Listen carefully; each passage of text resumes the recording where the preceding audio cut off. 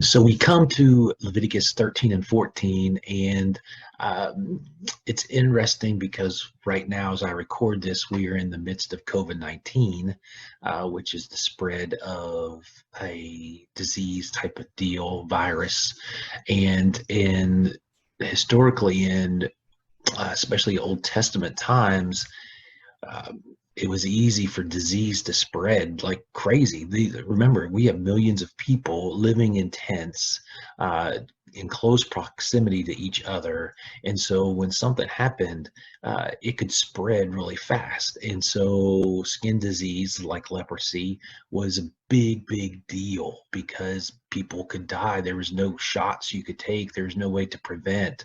And so God is given some guidelines on how to keep people safe as a whole. So let's go ahead and jump into Leviticus chapter 13 and 14 and see what God says about this.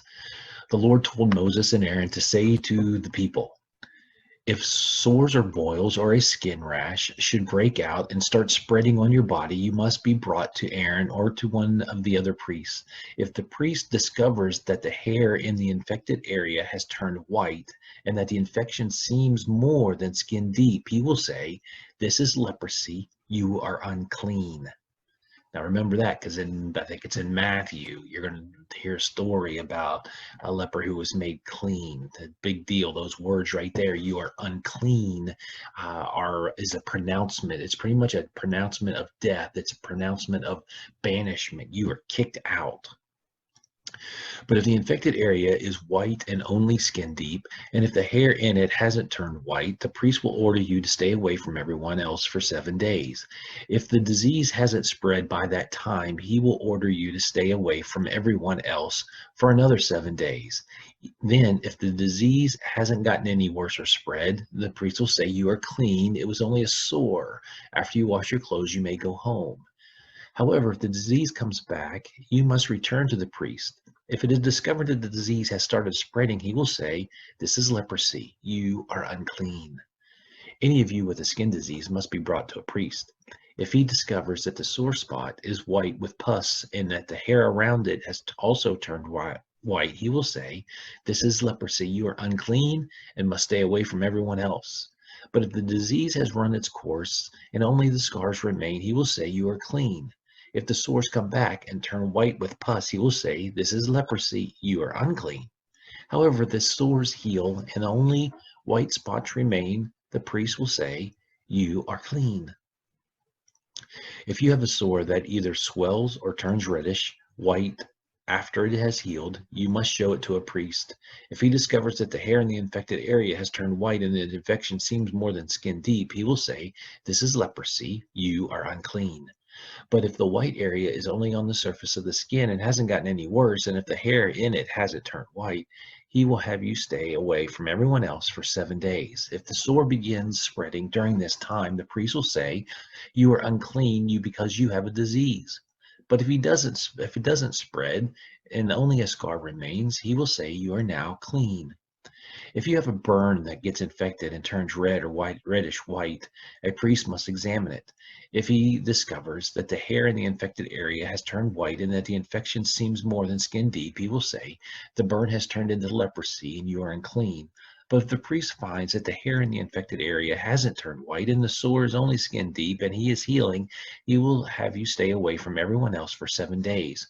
On the 7th day, the priest will examine you again. If the infection is spreading, he will say, "This is leprosy. You are unclean." However, if the infection hasn't spread and has begun to heal, and if only a scar remains, he will say, "Only a scar remains from the burn, and you are clean." If you have a sore on your head or chin, it must be examined by a priest. And if the infection seems more than skin deep and the hair in it has thinned out and lost its color, he will say, "This is leprosy. You are unclean." On the other hand, if he discovers that the itchy spot is only skin deep, but that the hair still isn't healthy, he will order you to stay away from everyone else for 7 days. But by that time, if the itch hasn't spread, if the hairs seem healthy, and if the itch is only skin deep, you must shave off the hairs around the infection, but not those on it. Then the priest will tell you to stay away from everyone else for another 7 days. And by that time, if the itch hasn't spread and seems no more than skin deep, he will say, "You are clean. Now you must wash your clothes." Later, if the itch starts spreading, even though the hair is still healthy, the priest will say, "You are unclean." But if he thinks you are completely well, he will say, "You are clean." If white spots break out on your skin, but the priest discovers that it is only a rash, he will say, "You are clean." But if you become bald on any part of your head, you are still clean. But if a priest discovers that a reddish white sore has broken out on the bald spot and looks like leprosy, he will say, "This is leprosy. You are unclean." If you ever have leprosy, you must tear your clothes, leave your hair uncombed, cover the lower part of your face, and go around shouting, "I'm unclean, I'm unclean." As long as you have the disease, you are unclean and must live alone outside the camp. If a greenish or reddish spot appears anywhere on any of your clothing or anything made of leather, you must let the priest examine the clothing or the leather. He will put it aside for 7 days, and if the mildew has spread in that time, he will say, "This is unclean because the mildew has spread." Then he will burn the clothing or the piece of leather. If the priest discovers that the mildew hasn't spread, he will tell you to wash the clothing or leather and put it aside for another 7 days. After which he will examine it again, and if the spot hasn't spread, but is still greenish or reddish, the clothing or the leather is unclean and must be burned. But if the spot has faded after being washed, he will tear away the spot. Later, if the spot reappears elsewhere on clothing or the leather, you must burn it. Even if the spot completely disappears after being washed, it must be washed again before it is clean. These are the rules for deciding if clothing is clean or unclean after a spot appears on it. Chapter 14. The Lord told Moses to say to the people, "After you think you are healed of leprosy, you must ask for a priest to come outside the camp and examine you. And if you are well, he will have someone bring out 2 live birds that are acceptable for sacrifice, together with a stick of cedar wood, a piece of red yarn, and a branch from a hyssop plant. The priest will have someone kill one of the birds over a clay pot of springing water. Then he will dip the other bird, the cedar, the red yarn, and the hyssop in the blood of the dead bird. Next he will sprinkle you 7 times with the blood and say, 'You are now clean.' Finally, he will release the bird and let it fly away. After this, you must wash your clothes, shave your entire body, and take a bath before you are completely clean.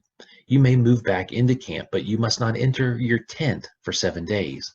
Then you must once again shave your head, face, and eyebrows, as well as the hair on the rest of your body. Finally, wash your clothes and take a bath, and you will be completely clean.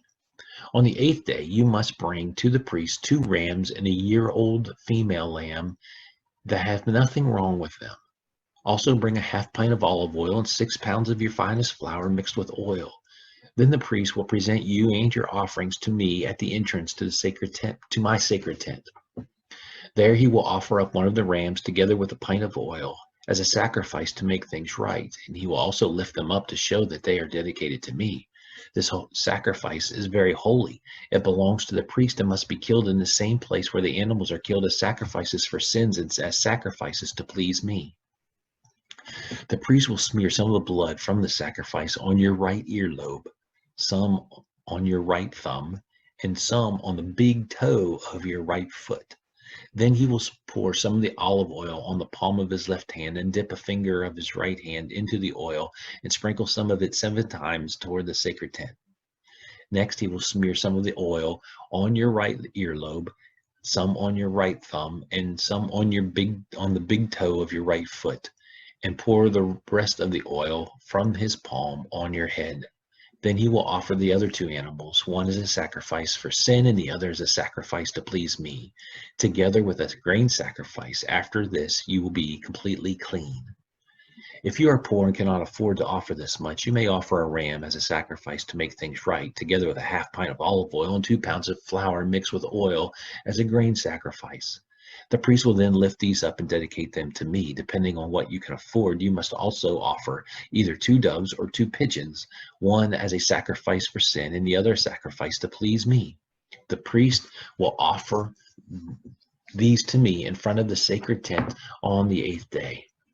The priest will kill this ram for the sacrifice to make things right, and he will lift it up with the olive oil in dedication to me. Then he will smear some of the blood on your right earlobe, some on your right thumb, and some on the big toe of your right foot.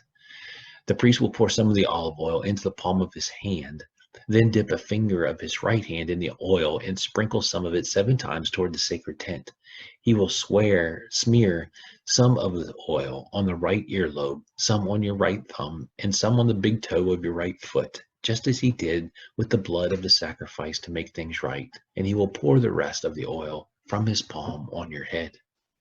Then, depending on what you can afford, he will offer either the doves or the pigeons together with the grain on sacrifice. One of the birds is a sacrifice for sin, the other is a sacrifice to please me. After this, you will be completely clean. These are the things you must do if you have leprosy and cannot afford the usual sacrifices to make you clean. The Lord told Moses and Aaron to say to the people, after I've given you the land of Canaan for as your permanent possession, here's what you must do if I ever put mildew on the walls of any of your homes. First, you must say to the priest, I think mildew is on the wall of my house. The priest will reply, empty the house before I inspect it, or else everything will be in it will be unclean. If the priest discovers greenish or reddish spots that go deeper than the surface of the walls, he will have the house closed for 7 days. Then he will return and check to see if the mildew has spread, and if so, he will have someone scrape the plaster from the walls, remove the filthy stones, then haul everything off and dump it in an unclean place outside the town. Afterwards, the wall must be repaired with new stones and fresh plaster. If the mildew appears a second time, the priest will come and say, this house is unclean. It's covered with mildew that cannot be removed.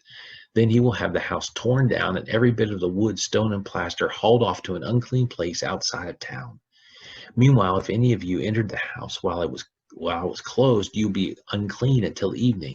And if you have slept or ate in the house, you must wash your clothes.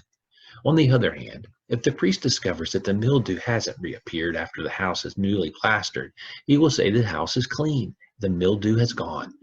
Then, to show that the house is now clean, he will get 2 birds, a stick of cedar wood, a piece of red yarn, and a branch of hyssop plant, and bring them to the house.